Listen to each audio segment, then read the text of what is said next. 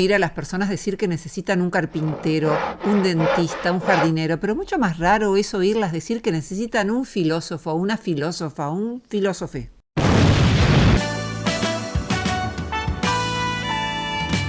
Así que pensando en el 18 de noviembre, Día de la Filosofía, me pareció oportuno reflexionar sobre esta herramienta, esta gran compañera de ruta que para todo ser humano puede ser la filosofía. ¿Recuerdan el antiguo refrán «Tomate las cosas con filosofía»? En ese contexto, la palabra filosofía significa serenidad, sensatez, disposición a no dramatizar las cosas en exceso, a ir un poco más allá de lo que la realidad parece mostrar. Vivir apurado sin saber bien a dónde se va es lo contrario de lo que propone la filosofía, que contribuye a la tranquilidad del alma ayudándonos a diferenciar los problemas que dependen de nosotros de los que no. Y a no gastar pólvora en chimangos, como dice el refrán criollo, a no desperdiciar energías en aquello que no podemos controlar. La serenidad no es incompatible con el firme reclamo de justicia, todo lo contrario. Vuelve menos probable que el dolor se convierta en el ejercicio de la ley del talión. El camino de la sabiduría es la filosofía en sí misma, no como disciplina académica, sino como compañera de vida. Por eso, tal como escribió Epicuro, el que dice que todavía no está listo para la filosofía, o que por el contrario ya es muy tarde para él, es como aquel que dice que es muy joven o muy viejo para la felicidad. ¿Pero qué es la filosofía? Hay muchas definiciones de filosofía. Voy a elegir mi preferida. La filosofía puede ser definida como una práctica que tiene a la razón como medio y al sentido de la vida como fin. Muchos creen, hay que decirlo, que la filosofía no sirve para nada. Como disciplina en España quieren sacarla del instituto, o lo que en Argentina llamamos la secundaria. Otros creen que como a esta altura de la soirée ya existe un desarrollo considerable de las ciencias particulares, la filosofía debería ser archivada en el cajón de los trastos viejos. Discrepo con todos ellos. Voy a enumerar para qué sirve la filosofía a mi modo de ver.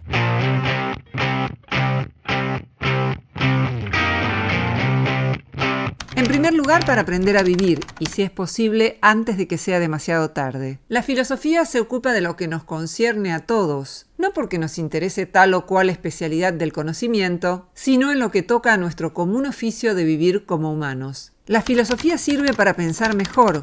Cuando tratamos de buscar una explicación, nos anima a buscar hipótesis alternativas, a no aceptar ninguna sin evidencia suficiente, a evitar las distorsiones propias del pensamiento a través del análisis lógico. Esta práctica nos previene contra el fanatismo y nos vuelve más tolerantes. La filosofía nos sirve para conocernos y para conocer el mundo, y también para advertir los límites de ese conocimiento.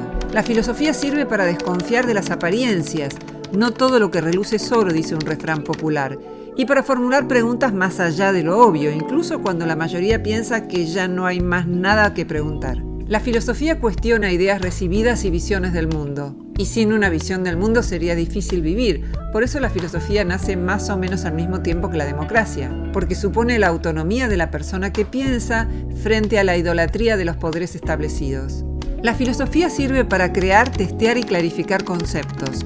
Por ejemplo, si nos referimos al concepto de consternación, identificar que suma el dolor a la sorpresa, y que cuando cede la sorpresa suele ceder también el dolor. O si dialogamos sobre el amor, saber qué entiende cada uno por amor, porque si no, cada uno está hablando de algo diferente. Esto ocurre también en debates filosóficos desarrollados a lo largo del tiempo. Uno utiliza un concepto filosófico con un significado y el filósofo que le responde utiliza otro. O el mismo filósofo utiliza una palabra con significados distintos, contribuyendo a la confusión general. Ese fue uno de los objetivos explícitos de la filosofía analítica que predominó en el siglo XX y que tuvo como una de sus finalidades centrales la clarificación de conceptos.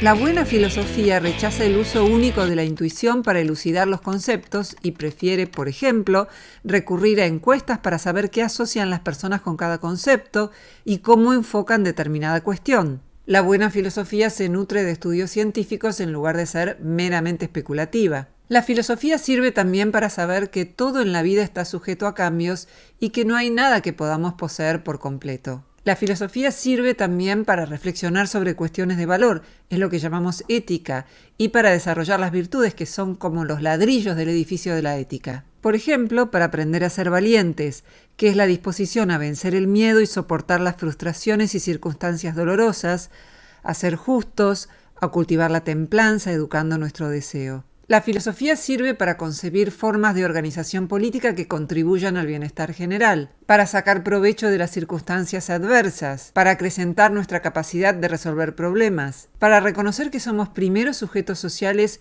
y tan solo luego individuos. Nuestros problemas reconocen una matriz común. Podemos filosofar juntos y reconocernos en nuestras comunes fragilidades y fortalezas.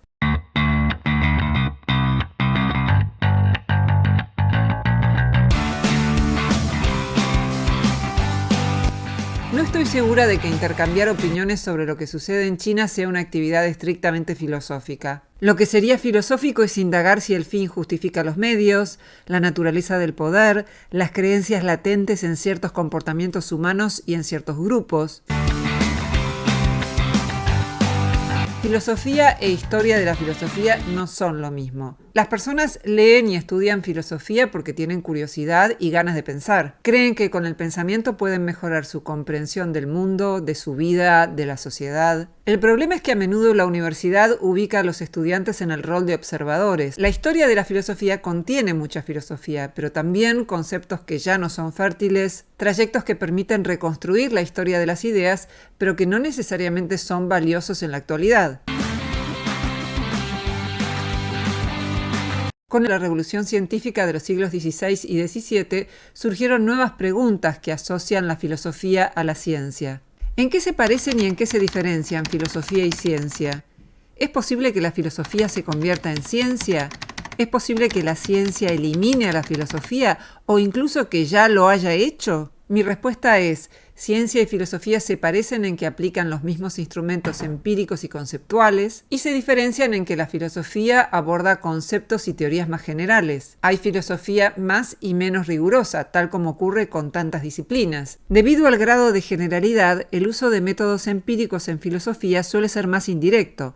Por ejemplo, revisiones de evidencia disponible y propuesta de estudios futuros. Y los métodos empíricos pueden estar ausentes cuando se abordan problemas enteramente conceptuales. Lo mismo ocurre con otras disciplinas. La relación entre ciencia y filosofía no es de oposición, sino de complementariedad. Los resultados de la filosofía, que son teorías, conceptos, argumentos, son utilizados por las ciencias, como cuando se habla de raza, etnia o gen. Y por otra parte, la ciencia informa a la filosofía. La ciencia es la parte más especializada, rigurosa y bien contrastada de la filosofía, la que se incorpora a los modelos estándar, a los libros de texto y a los desarrollos tecnológicos. Lo que ayer era especulación filosófica, hoy es ciencia establecida, y la ciencia de hoy sirve de punto de partida para la filosofía del mañana. Por otra parte, la filosofía detecta problemas conceptuales y metodológicos de la ciencia, y esto impulsa a la ciencia a tener un mayor rigor. Y al mismo tiempo, los nuevos desarrollos de la ciencia tiran por tierra algunos desarrollos meramente especulativos de la filosofía. El filósofo español Jesús Mosterín continúa diciendo que los nuevos resultados de la investigación científica echan por tierra viejas hipótesis especulativas y estimulan a la filosofía a progresar. La filosofía no es una disciplina meramente teórica y de difícil acceso destinada solo a un grupo de especialistas. No consiste en rendir culto a los filósofos célebres ni en escribir en un jeringoso incomprensible. No es en esencia una disciplina académica, sino una práctica. Todos somos filósofos tal como lo entendió Platón porque tenemos una visión del mundo, creencias básicas sobre nosotros mismos y sobre nuestra vida cotidiana. En este sentido, la filosofía es una gran maestra de vida, la que nos enseña a sentirnos libres, a ordenar la existencia, a dirigir los actos, a distinguir lo que conviene hacer de lo que no, la que sujeta el volante y nos conduce frente a las incertidumbres y los cambios de la vida. Vivir sin ella, tal como sugería Descartes, sería como vivir con los ojos cerrados sin abrirlo jamás. ¿Quién me ha cambiado a la filosofía? ¿Quién le ha colocado esa máscara pálida y horrible? No hay nada más alegre, más jovial y hasta me atrevería a decir más juguetón. La filosofía cuestiona las ideas recibidas y construye visiones del mundo, y sin una visión del mundo sería difícil vivir. El problema es que la filosofía hoy no está en manos de generalistas, sino de especialistas. La filosofía se nutre de la duda, y la gente que está demasiado segura de la realidad y de sí misma vive una vida muy pobre. La filosofía ayuda a vivir. Por ejemplo, si pienso que la vida es un sueño, puede que haya en ello algo fantástico o peligroso, pero si pienso en la realidad como algo firme e invariable, eso es todavía peor. Filósofo es quien ama el conocimiento, no el sabio. Eso significa etimológicamente filósofo, tener amor por la sabiduría, tender hacia ella sin poseer esa sabiduría por completo jamás.